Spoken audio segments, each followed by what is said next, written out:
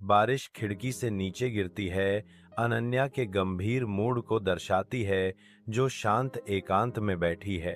अचानक सूरज की रोशनी का एक झोंका तूफान को चीरते हुए कमरे को क्षण भर के लिए रोशन कर देता है। अनन्या को अपनी प्रिय पुस्तक के पन्नों में अर्णव का पत्र मिलता है। जैसे ही अनन्या अर्णव के शब्दों को पढ़ना शुरू करती है, आंसू उसकी दृष्टि को धुंधला करने लगते हैं। प्रत्येक वाक्य एक दर्दनाक अनुस्मारक है। जैसे ही वह पत्र पढ़ती है, उसकी आंखों में आंसू भर आते हैं। जब आरव बैठा है, तो सूरज की रोशनी उसके कमरे में भर जाती है। हवा अनकही विदाई से भरी हुई है। सूटकेस खुले पड़े हैं, एक ऐसी यात्रा की कठोर याद दिलाते हैं जो उसे अनन्या से अलग कर देती है।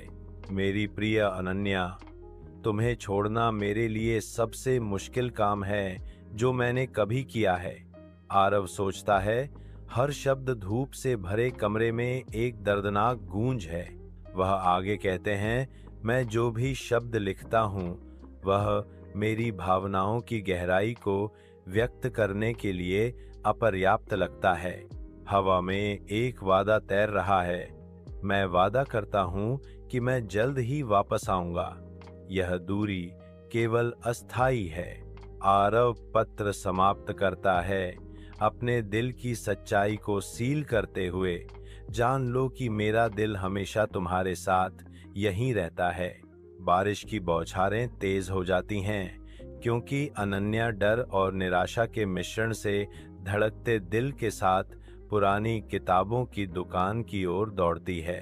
हर कदम एक उन्मादी विनती है, क्योंकि वह आरव को खोजने के लिए समय के खिलाफ दौड़ती है। कांपते हाथों से वह किताबों की दुकान का दरवाजा खोलती है। ऊपर लगी घंटी झंकार के साथ उसके आगमन की घोषणा करती है। उसकी निगाहें भरी हुई अलमारियों पर घूमती हैं, जब तक कि उसकी आंखें आरव पर नहीं टिक जाती, जो खिड़की के पास शांति से खड़ा है। उसे सुरक्षित और स्वस्थ पाकर राहत की लहर उस पर छा जाती है।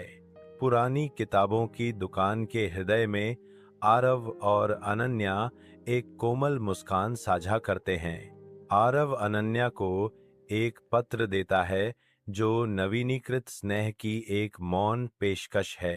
एक अदृश्य शक्ति से खिंचे हुए वे करीब आते हैं, उनके शरीर लगभग छूते हुए। उस साझा पल में